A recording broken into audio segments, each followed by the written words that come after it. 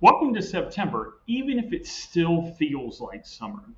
Today, I want to touch base on a few things that are important just for you to be aware of before tax season. Now, I know what you're thinking. I don't even want to worry about taxes right now. However, it's important to at least be aware of these things as we go into the end of the year so that you can make sure you have time to execute anything that's important to you. First, want to make sure that you're aware of any retirement contributions. Now, whether you're part of an employer plan or you're doing it as an individual retirement account, whether it's traditional or Roth, there are annual limits as to how much you can put in. So, as part of your signature life plan, want to make sure that you're aware of what you can put in and that you're maximizing your opportunities there to the extent that you can. Speaking of that, HSAs, health savings accounts, and flexible spending accounts also have time periods that either you can contribute or that you have to, in some cases, take money out. And so you just want to be aware of those kinds of accounts to make sure that you are staying within the rules, but also maximizing your opportunities. Third, capital gains and losses.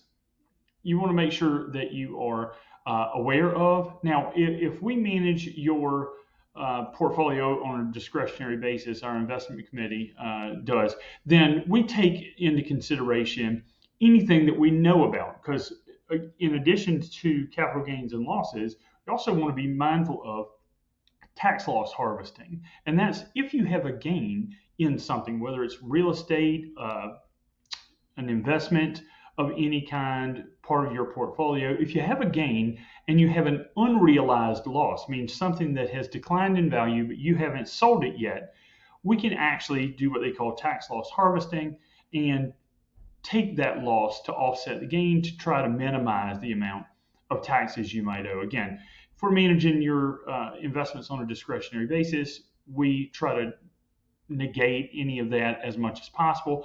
But it's also important to note that we can't help with any of these things if we're not aware. So if you have an outside investment account or if you've had something go on with the sale of a piece of property, a business, things like that, just make sure we're aware of that so that we can make sure that we're taking any steps we can to help you pay as little as possible when it comes to the IRS.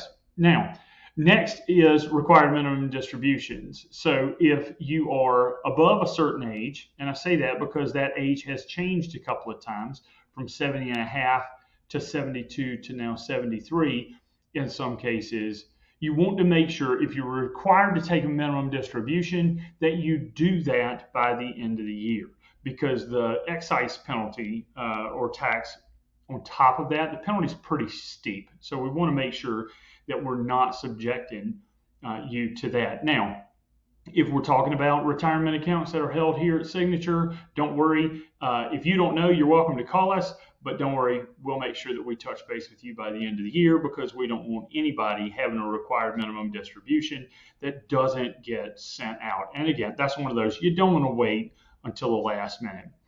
Last two things involve gifting. First is charitable giving. For a lot of people, that is the ability to deduct charitable gifts kind of went out the window when the IRS increased the standard deduction a few years ago. But there are some strategies if you're really charitably inclined, things like gift batching, where there may still be some opportunities to deduct charitable contributions. Again, if you're doing a significant amount, or if you're doing a kind of a mid, thousands plus each year, then there may be some opportunities there. We just want to be able to explore.